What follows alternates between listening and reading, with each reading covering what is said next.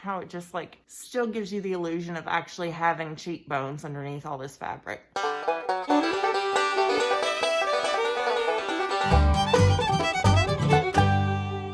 Lovely friends, how are you doing today? Great. Me too. Thanks very much for asking. I don't know about you, but wearing a mask has become part of my everyday life. So now I need a mask every day, and not just any mask. I mean, in the beginning, I had more utilitarian masks. Didn't really care what they looked like. I wasn't going out much. I worked from home. Kate was going to school at home. We ordered groceries and we really didn't have anywhere to go. Now that we're getting back to some normality, I'm going to the grocery, I'm going to the office. Kate starts school next week. Mask wearing has just become part of everyday life. So now I need a mask to go with every outfit and for every occasion. Dressy, court, casual, doesn't matter. And I've got to have at least a clean mask every single day. I mean, nobody wants to mask me.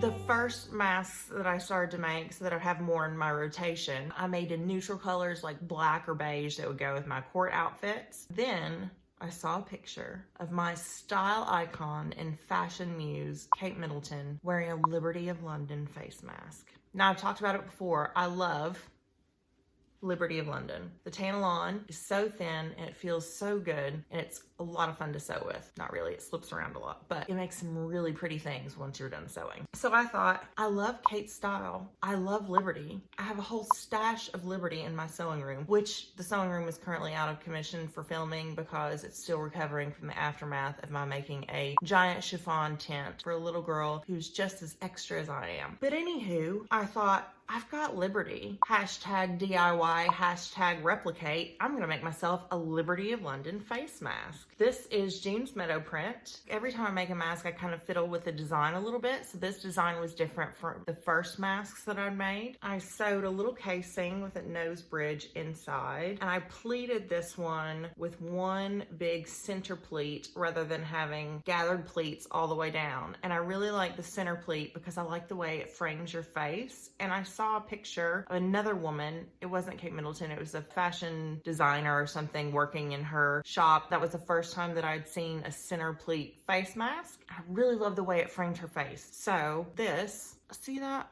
You can put your nose bridge down. I love that shape. How it just like still gives you the illusion of actually having cheekbones underneath all this fabric. My next Liberty mask was actually given to me by a good friend of mine. She knows I love Liberty. She knows I love the UK. What she did not know is that I owned this shirt. I'd never worn it before. It was still hanging in my closet. Hadn't had occasion to wear it. And then here comes this mask. This is an actual Liberty commercially made face mask in Tantalon. It feels a bit like it's got some interfacing in it to give it more structure. I've already washed this, worn it and washed it, and it held up really well. Look how adorable I am. So thank you, Lori, so much for this mask. You did not know how perfect it was. So this week I thought, I've really got to step up my mask making game. I'm running low on masks, having to use disposables every now and then, or, you know, cycle through some and constantly washing them. So I really need to get more Liberty masks made. So I picked out some fabric from my Liberty stash that would kind of coordinate with my outfits. This is one, I wear a lot of black and white and gold, especially for work, so that'll be perfect. And I have this lovely little floral, which I'm gonna make Kate and me some matching mommy and me face masks. She's not one I have to fight with to wear a face mask. She's really good about wearing them and keeps them on. And then I have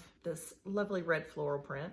I've got these in different stages of construction. When I make a mask, I cut mine 6 by 9 inch rectangles, and I pre-washed all of these because you don't want to like wear it for the first time, wash it for the first time, and then everything's shrunk at a different rate and it's all wrinkly. It's fantastic for a quilt because I love a wrinkly quilt. It's not fantastic if you want to have a fancy looking face mask. This one, you can tell it's still holding its shape really well. I've washed and dried this several times. So this is our shell. I do a 1/4 inch across the top and a 1/4 inch across the bottom, but I leave this space here because eventually we'll sew up the sides and need to turn it wrong side out. Now, when I first made this mask, after I had flipped it, then I put the nose bridge in and sewed this casing around it, stitched it in place. I thought, how can I make that look cleaner? Because I don't like all that stitching that little notch at the top. So I started making a little casing out of the coordinating fabric so that when you turn it, your casing is in there. And all you have to do is top stitch across the top, which I do anyway, so that saves an extra bit of stitching. So top stitch across here once you've turned and pressed it, and that will keep your nose bridge piece in place. Before we turn and flip it, I put the elastic in on this end and on this end. You've got your little sleeve. I cut 6.5 inch pieces of elastic for myself because the 7-inch elastic was a little bit too loose on my face. Yours will depend on what's comfortable for you. For me, 6.5 was comfortable on my ears. So put your elastic inside, have one end coming up here and one end coming up here, and then stitch that close. And I back stitch over my elastic on these ends. Once you've done that on both sides, take it, flip it. I clip my corners when I'm turning it because nobody likes bulky corners. I've talked about that before. Press it. Be careful and press these seams really well. Make it nice and flat. And I've got this one. So this is, you can see, my nose bridge casing in here, and I've top stitched across the top, so it's gonna stay in there, it's not gonna move around. And then I do an edge stitch all the way around, and that helps you close up that bottom where you've left your hole. Just go all the way around. It helps it keep really flat once you've washed it. Now I haven't pleated this one yet. To pleat it, I'll fold it in half and kind of like finger press so that I know where the center is. And then from the center, just kind of make like a little pleat, leave some space. And then here at the top, I like to have that top showing. That's a good marker for where your pleat needs to be, is leave about from your top stitch down. And again, it just depends on your face. If you have a really small face, you'll sew it more narrow. A larger face, you'll leave more on the ends. And then after that, see on this one, I just did an edge stitch after I finished. I pleated it and then did like a double stitch just to hold it down and also finish the edges and make it stay really flat. With this one, what I'll probably do is I got a little bit of coordinating fabric. All these scraps are good for something. And I'll probably cover this end in just a little piece of like bias binding that I'll make out of a scrap, and then I'll give it a clean edge finish. I'll hopefully be able to show one once I've finished it. I haven't finished one yet. That's how I make my Liberty face masks. And I make mine, as you can tell, they're the same inside and out because I know that I'm gonna wear them with the big pleat facing out and not the pleat facing in. That's the way I like the look of it. If you think you'll reuse one and use the reverse side, then I would recommend using 2 different fabrics.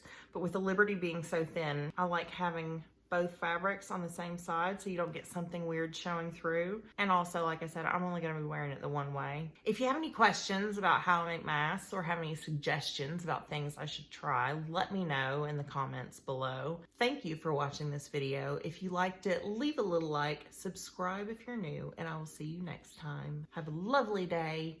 Goodbye.